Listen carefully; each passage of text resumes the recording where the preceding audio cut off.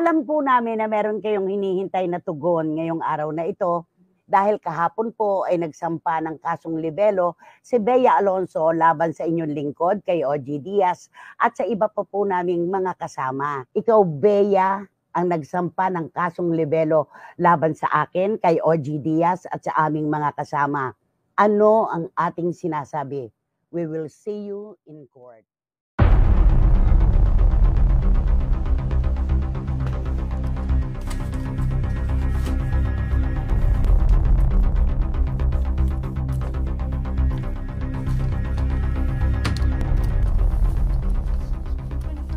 Christy Fermin at OG Diaz, himas-rihas na nga ba?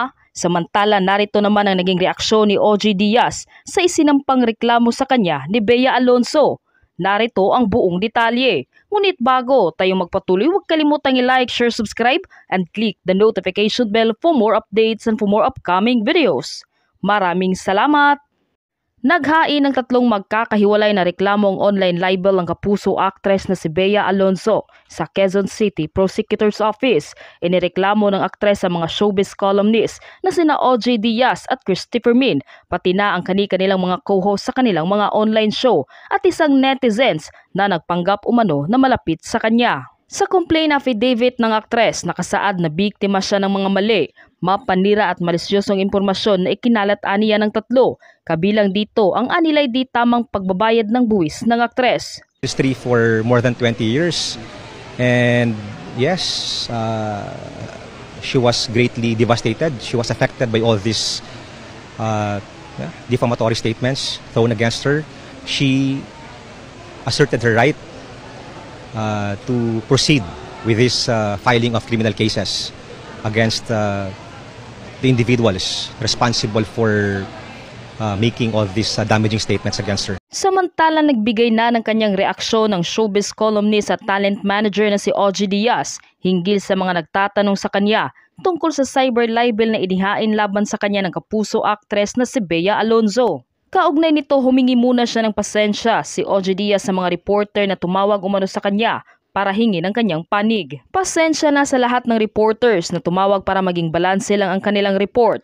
Naiintindihan ko kayo kung inangarag kayo ng news desk o editors nyo. Makakarating din naman sa amin yan para sagutin sa takdang panahon. Pero ito ayoko nang magpaka-plastic. Tulad ng lagi naming hinihirit sa OG Diaz Showbiz Update, sila pa rin ang gusto naming magkatuluyan sa ending. Sa kabilang banda, narito naman ang naging reaksyon at matinding banat ni Christy Fermin laban sa kampo ni Bea Alonso. Alam po namin na meron kayong hinihintay na tugon ngayong araw na ito dahil kahapon po ay nagsampa ng kasong libelo si Bea Alonso laban sa inyong lingkod kay OG Diaz at sa iba pa po naming mga kasama. Wala pa po akong detalyadong maibibigay sa inyo dahil wala pa po kaming hawak na impormasyon.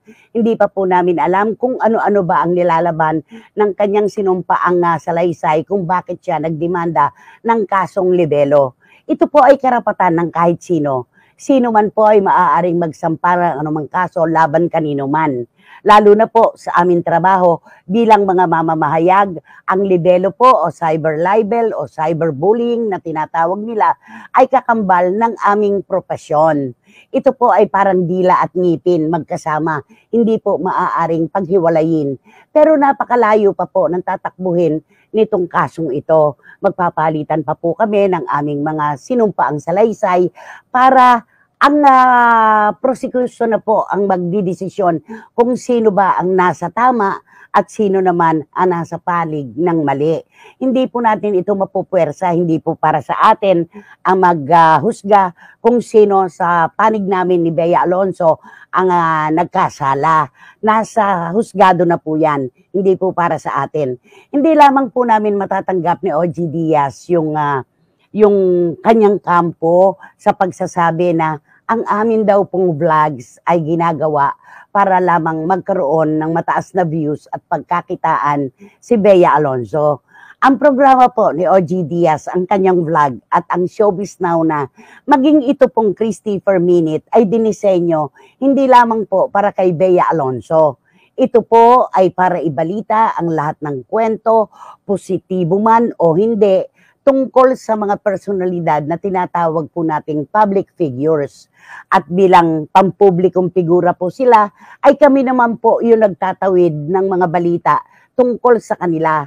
Hindi po namin maaaring puhunanin si Bea Alonso lamang para kumita ang aming mga vlogs. Mali po yun. Lahat ng mga kwento ay inilalatag po namin at depende na lamang po yan sa pagtanggap ng mga personalidad na aming tinatalakay. Ito po ay isang question na gusto ko pong ibato sa hangin. Siguro po maging kayo na mga nakatunghay ngayon ay mahihirapang sagutin, lalo na po ako. Saksi po kayo mga kapatid, sa marami at mahabang panahon na ako po ang unang-unang armas nasa harapan at wala sa likuran ng pagtatanggol kay Bea Alonso.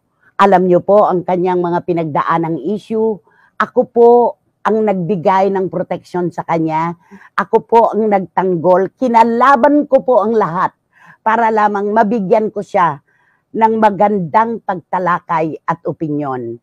Ito lamang po ang aking katanungan na sana nga po ay masagot ng mga taong gusto kong pag-ukulan ng katanungang ito. Sa dami-dami po ba ng magaganda nating nagagawa sa buhay na ito, na tayo namumuhunan ng ating pangalan, ng ating kredibilidad, ng ating opinyon, at maaaring sabihing nakagaganda sa isang personalidad. Yung pong lahat ng iyon, kapag po ba siya ay nakarinig ng isang bagay na hindi niya gusto at masama sa kanyang panlasa, lahat po ba ng ginawang maganda tungkol sa kanya, ng taong nagtanggol sa kanya ng pinakamahabang panahon, ay ibabasura na lamang? Yun lamang po ang aking katanungan na gusto ko rin pong marinig naman. Sabi ko nga, at sabi namin ni OG Diaz, makipagkilala po muna tayo sa salitang maraming salamat po bago po tayo magreklamo. Napakaigsi po ng salitang maraming salamat na dalawang salita yan. Pero may bikig pa sa lalamunan na ating bitiwan. Sana po, bigyan natin ng pagpapahalaga yung mga taong tunay na nagmamalasakit at nagmamahal. At dapat ay intindihin ninyo ang aming propesyon dahil kami po ay tagapagtawid at tagapaglatag ng mga balita. Hindi maaari na ang gusto nyo lang ang aming sabihin. Kayo po ay public figures, kayo po ay nabubuhay sa loob ng aquarium. Sabi ko nga at gasgas na ang linya kong ito, kayo po ay mga isda sa loob ng aquarium. Ang publiko po ay nakatanaw sa inyo. Bawat galaw nyo, bawat ikot nyo, marami pong nakatanaw. Wala kayong maaaring ligtasan. Kaya public figures kayo, wag masyadong balat sibuyas. Pero yung karapatan mo, Bea Alonso, para magsampa ng kaso laban sa amin ni OG Diaz at sa iba pa naming mga kasama, yan ay hindi namin hinaharangan. Pero kung ito ang naging dahilan para busalan ninyo ang bibig, opinyon at malaya naming pamamahayag, ay nagkakamali kayo. Gumawa ka ng maganda, Bea Alonso, patuloy kitang papalakpakan, patuloy kitang pupurihin. Pero kapag ikaw ay nagkakamali at sablay ang iyong ginagawa sa mata ng publiko at sa aming panlasa, ikaw ay aming paaalalahanan at tatapikin. At sabi nga, kayo ang nagdemanda. Ikaw, Bea, ang nagsampa ng kasong libelo laban sa akin, kay OG Diaz at sa aming mga kasama. Ano ang ating sinasabi? We will see you in court.